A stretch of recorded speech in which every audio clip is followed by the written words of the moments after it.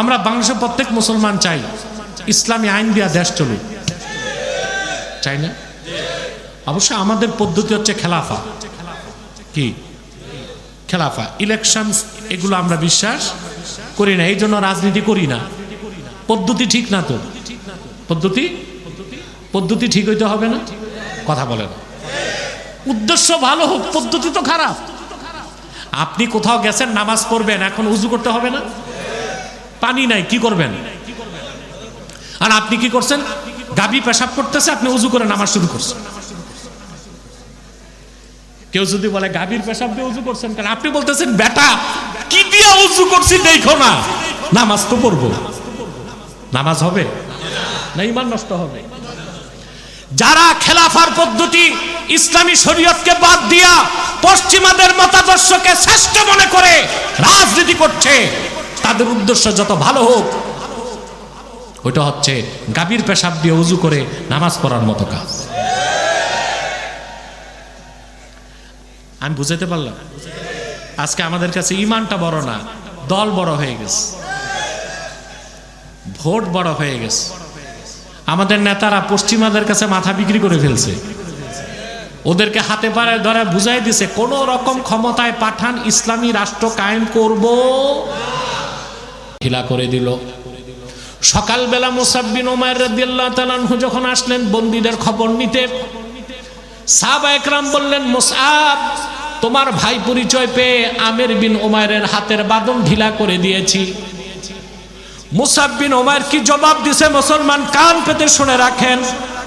তিনি বললেন, কাবার মালিক আল্লাহর কসম, আল্লাহর হাবিবের বিরুদ্ধে অস্ত্র ধারণ করেছে এমন কোন কুলাঙ্গার আমি মুসাবের ভাই হতে পারে না।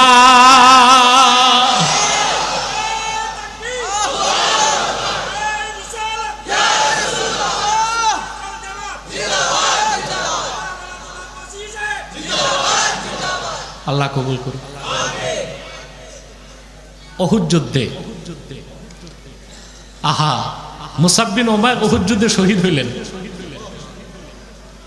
খতিব কাস্তালানির রওয়ায়েতে উহুদ যুদ্ধে ডান পাশে কিসের আওয়াজ? ওখানে কি খাবার দাবার আছে মনে হয়? হ্যাঁ, আচ্ছা আচ্ছা আচ্ছা, না খাবারটা বন্ধ থাক, সবাই না, এখানে তো সব লোক আশেকরা বসে আছে, কিছু তো আসছে খাওয়ার জন্য। টোটাল বন্ধ, এখন বন্ধ, কোনো শব্দ না হলেই ভালো হয়।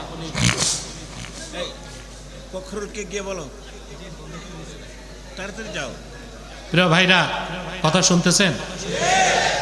উহুদ যুদ্ধে আল্লাহর হাবিব সাল্লাল্লাহু আলাইহি ওয়াসাল্লামের একদম সামনে দাঁড়ায় ছিলেন আবু উবাইদা ইবনুল জাররাহ রাদিয়াল্লাহু তাআলা।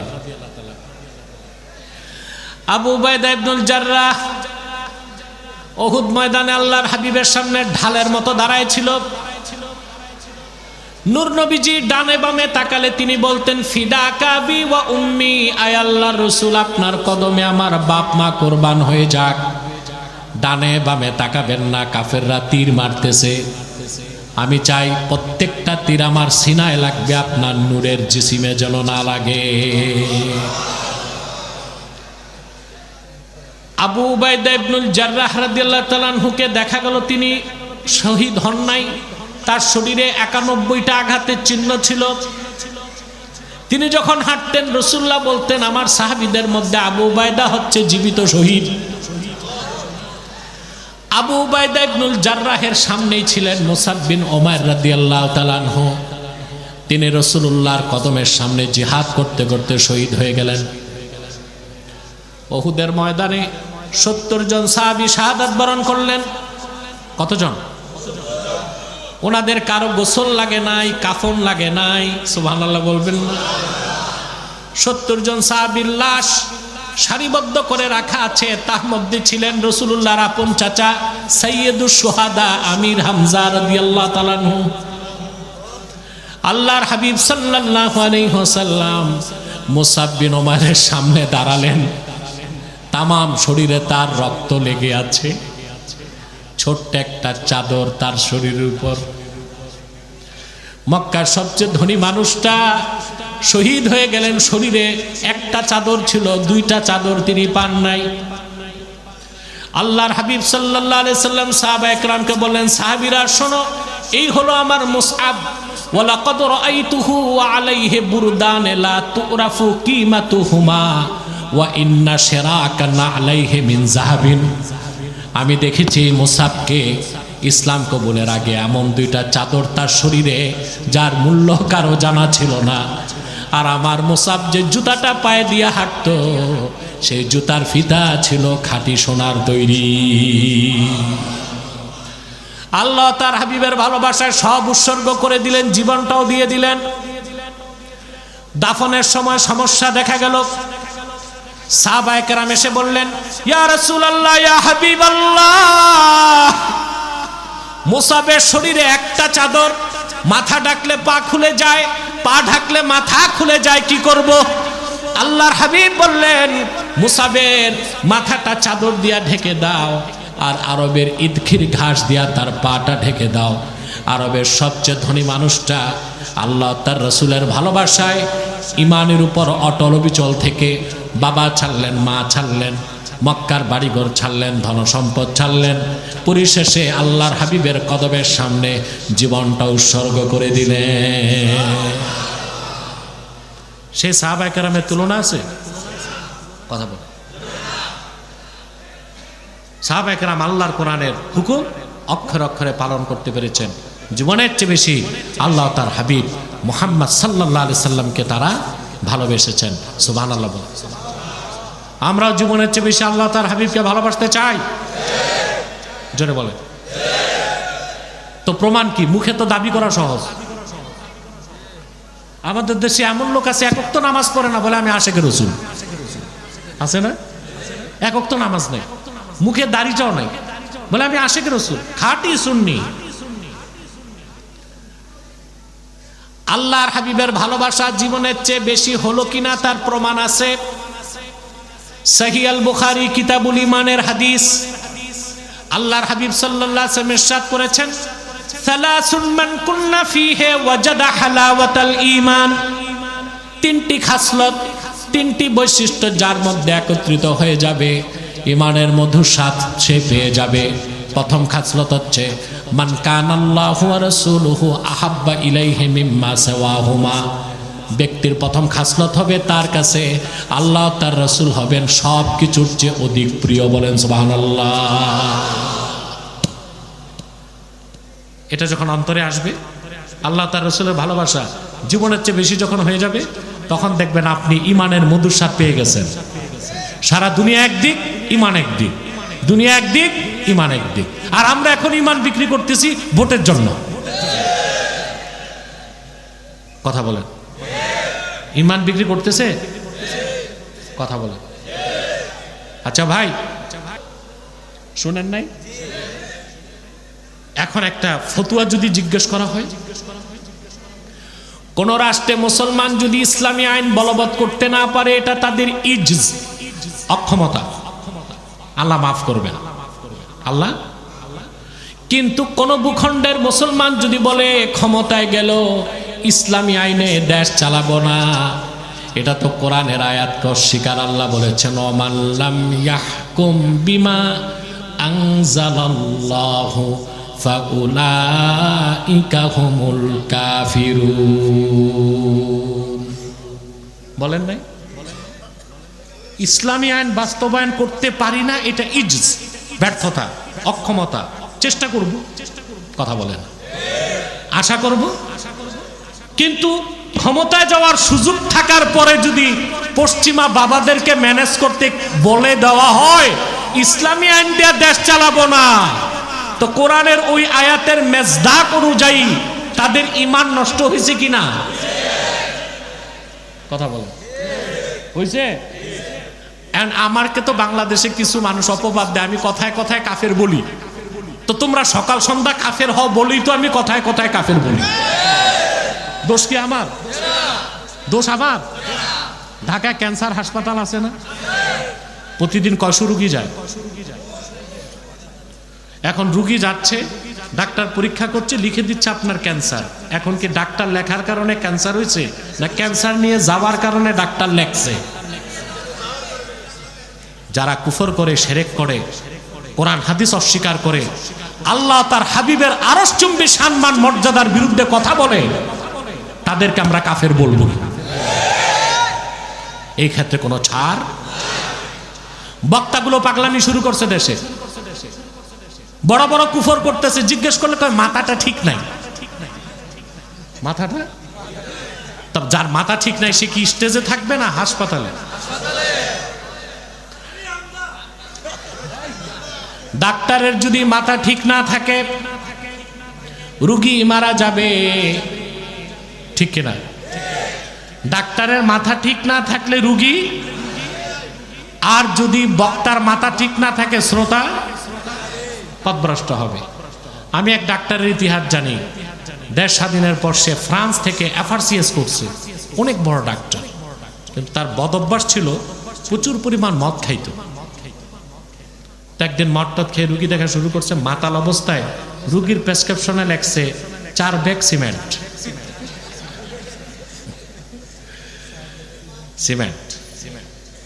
এখন রুগী তো প্রেসক্রিপশন নিয়ে যাচ্ছে দোকান, ওরা কই এই ওষুধের নাম শুনি রে। ফিরে আসছে চেম্বারে, কম্পাউন্ডার বুঝে গেছে সারে আকামটা কই করছে, খাইয়া বসছে। তো ডাক্তারের বাড়ির কাজ চলতেছিল, আরেকদিকে রুগী দেখতেছিল, নিজে ছিল মাতাল। মিস্ত্রিকে লিখতে যে রুগীরই লিখে দিছে 4 ব্যাগ সিমেন্ট। মাথা ঠিক করো, ওয়াজ করতে হলে মাথা ঠিক রাখতে হবে। কোনো ভংসং চলবে না বাংলাদেশে। বাংলাদেশ রসুল্লাহর আশেকদের ঘাঁটি, সুন্নি জনতার ঘাঁটি। এদেশের আশেক মুসলমান নিন্দুকের নিন্দা, রসুলুল্লাহ সম্মান মর্যাদা, আল্লাহর সম্মান মর্যাদার বিপক্ষে একটি অক্ষর শব্দ বরদাস্ত করবে না। নিন্দুকের নিন্দা, হিংসুকের হিংসা, অত্যাচারের অত্যাচার বুক পেতে নিবে, কিন্তু আল্লাহর হাবিবের আরশচুম্বী সম্মান মর্যাদার বিরুদ্ধে কোনো বক্তব্য বরদাস্ত করবে না। হোক বুদ্ধিজীবী, হোক লেখক, হোক নাস্তিক, হোক বক্তা, কাউকে ছেড়ে দেওয়া হবে না বাংলাদেশে।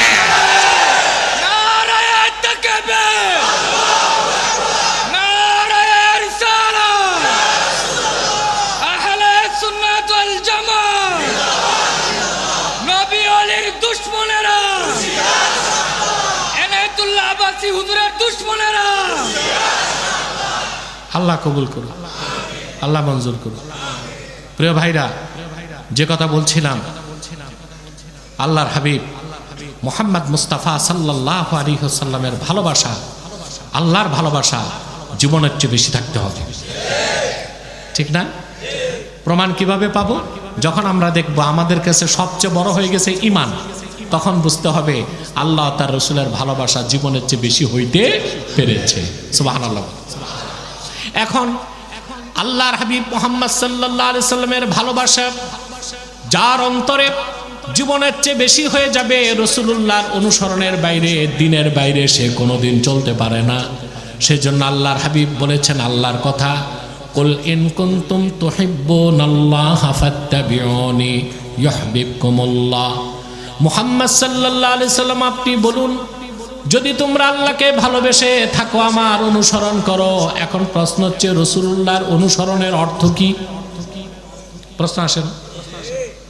শুধু টুপিটা সুন্নত তরিকায়, জুব্বাটা সুন্নত তরিকায়, কিছু তসবিহ পড়লাম, দাড়ি রাখলাম, এটা কি ইত্তেবায়ে সুন্নাত? এক কথায় আল্লাহর হাবিব মুহাম্মদ সাল্লাল্লাহু আলাইহি সাল্লামের ইত্তেবা বা অনুসরণের মধ্যেই শরীয়ত, তরিকত, হাকিকত, মারেফত, ইসলাম, ঈমান, ইহসান। এর বাইরে কোনো শরীয়ত নাই, তরিকত নাই, হাকিকত নাই, মারেফত নাই, ইসলাম নাই, ঈমান নাই, মারেফত নাই, আছে মাইরের পথ। আছে কি? আল্লাহর হাবিব মুহাম্মদ সাল্লাল্লাহু আলাইহি সাল্লাম যেটা পছন্দ করেছেন আল্লাহ দ্বীন বানায় দিয়েছেন। তিনি যা পছন্দ করেছেন আল্লাহ দ্বীন থেকে বের করে দিয়েছেন। তিনি যা আদেশ করেছেন আল্লাহ ফরজ করে দিয়েছেন। তিনি যা নিষেধ করছেন আল্লাহ হারাম করে দিয়েছেন। করছেন না? বুখারী শরীফ কিতাবুল ঈমানের হাদিস, আল্লাহর হাবিব সাল্লাল্লাহু আলাইহি ওয়াসাল্লাম হিজরতের পর মদিনা মুনাওয়ারায় যাওয়ার পরে মক্কা থেকে 16 কি 17 মাস, এখানে সাক্ষ্যের রাবী আছে, 16 কি 17 মাস রাসূলুল্লাহ সাল্লাল্লাহু আলাইহি সাল্লাম বাইতুল মুকাদ্দাসের দিকে নামাজ পড়ছেন। এটা জানেন সবাই? এটা প্রথম কিবলা। আর এই বাইতুল মুকাদ্দাসে রাসূলুল্লাহ সাল্লাল্লাহু আলাইহি সাল্লাম 1 লক্ষের উপর পয়গম্বরের ইমামতি করছেন।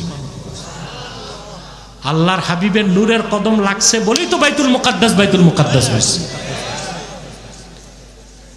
আজকে মুসলমান কেন রক্ত দিচ্ছে? বাইতুল মুকাদ্দাস ছেড়ে দিলে তার ফিলিস্তিনের মানুষ জীবন দিতে হয় না, হয়? কেন ছাড়বে তারা? তারা জানে রাসূলুল্লাহর ইসরা শুরু হয়েছে কাবা থেকে, মেরাজ শুরু হয়েছে বাইতুল মুকাদ্দাস থেকে। একজন দুইজন, 2 বছরে 70,000 মুসলমান জীবন দিয়েছে। বাইতুল মুকাদ্দাসের চাবি ফিলিস্তিনিরা ইহুদিদের হাতে দেয় না। 16 কি 17 মাস আল্লাহর হাবিব নামাজ পড়ছেন বাইতুল মুকাদ্দাসের দিকে, কিন্তু রাসূলুল্লাহ দিলের টান ছিল কাবার দিকে। কোন দিকে? কিন্তু আল্লাহকে কোনোদিন বলেন নাই আল্লাহ কিবলা বদলায় দাও, শুধু আকাশের দিকে তাকাতেন। আল্লাহ কোরআনে তাজকিরা করে বলেন, কদ নারা তাকাল্লুবা ওয়াজহিকা ফিস সামা। হাবিব বারবার আকাশের দিকে তাকান, আমি আল্লাহ তা লক্ষ্য করি। আয়াতের ভাষ্য থেকে বোঝা যায় নূর নবীজি কাবা পরিবর্তনের জন্য যতবার তাকিয়েছেন আল্লাহর দেখতে ভালো লেগেছে। আল্লাহর হাবিব সাল্লাল্লাহু আলাইহি সাল্লাম মসজিদ নববী থেকে 7 কিলোমিটার দূরে মসজিদ জুল কিবলাতাইন, 2 কিবলার মসজিদ। হাজী সাহেবরা দেখছেন, হজ করছেন, উমরা করছেন, দেখছেন না? এখনো 1500 বছর আগ থেকে 2 দিকে মেহরাব দেওয়া, 2 দিকে মেহরাব দেওয়া। আহা সুবহানাল্লাহ! ইসলামের এজাজ, আরবে ঢুকলে ইসলামের এজাজগুলো দেখা যায়। মসজিদ জুল কিবলাতাইনে ঢুকলে গায়ের পশমগুলো দাঁড়ায় যায়। আল্লাহর হাবিব আসর নামাজ পড়তেছিলেন, 2 রাকাত হয়ে গেল।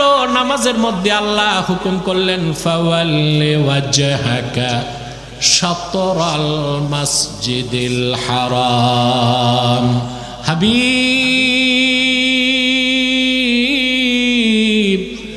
আপনার নূরের চেহারা মুবারকটা এখন থেকে কাবার দিকে ঘুরিয়ে ফেলুন।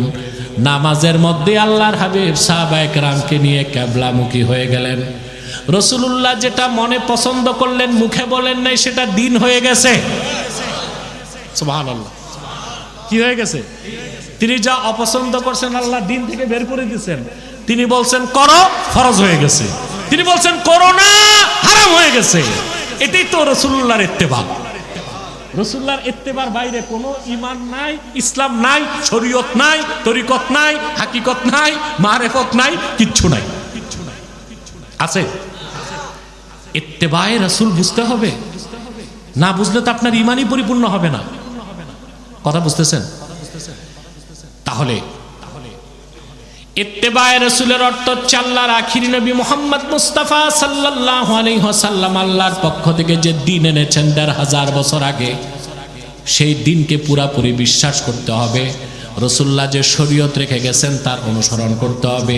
জীবনের সকল ক্ষেত্রে ওনার সুন্নাহের অনুসরণ করতে হবে। এটাকেই বলা হয় ইত্তেবায়ে রাসূল।